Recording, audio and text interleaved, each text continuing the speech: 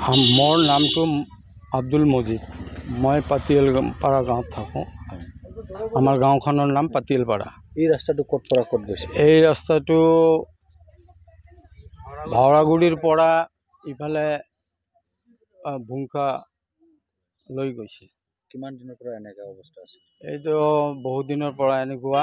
যোৱাবাৰ আমাৰ ইউপিএফএলৰ আমাৰ কৰ্মীসকলে নেতাসকলে আমাৰ এই কামখিনি কৰি দিছিল। এইবাৰো কৰি দি আছে। খুব ভাল লাগিছে আমাক।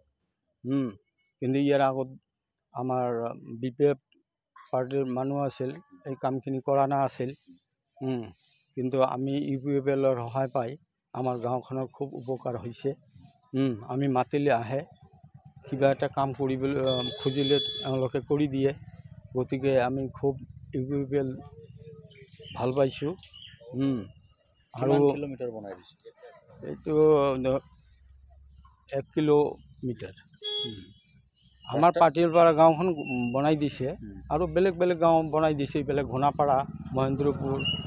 ৰাস্তা বেয়া থকাৰ কাৰণে কেনেকৈ অসুবিধা পাইছে? একদম খুব ভাল সুবিধা পাইছোঁ। বেয়া থকাৰ কাৰণে বেয়া হৈছিল, মানুহ অহা যোৱাৰ কাৰণে খুব অসুবিধা হৈছিল। পিছত আমি আমাৰ EM ছাৰৰ লগত যোগাযোগ কৰিলোঁ। EM ছাৰে আমাক সহায় কৰিলে। খুব ভাল লাগিল।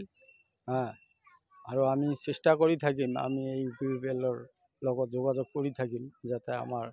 মোৰ নাম মোহাম্মদ শাহজামাল শেখ, গাঁওখনৰ নাম পাতিলপাৰা। এই ৰাস্তাটো যে আজি বনাই দিছে কেনেকৈ লাগিছে? ভাল লাগিল। আমি বৰষুণত খোজকাঢ়িব পৰা নাই, গাড়ী লৈ যাব পৰা নাই।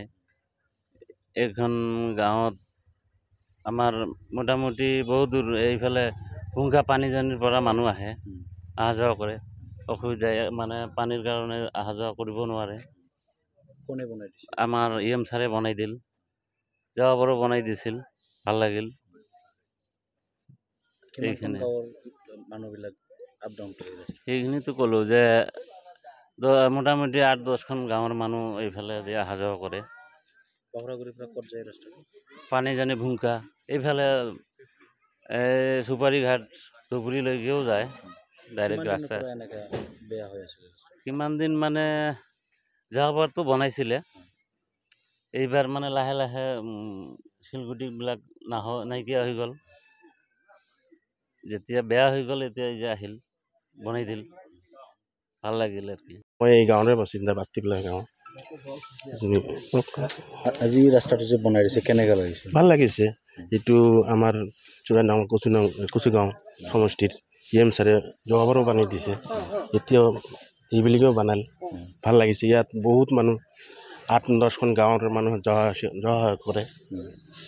এতিয়া বোকা পানীত ল'ৰা ছোৱালী, স্কুলৰ ল'ৰা ছোৱালী যাব নোৱাৰে। আজি বনাই দিলে ভাল লাগিছে। আৰু আগত কেনেকৈ আছিল? আগততো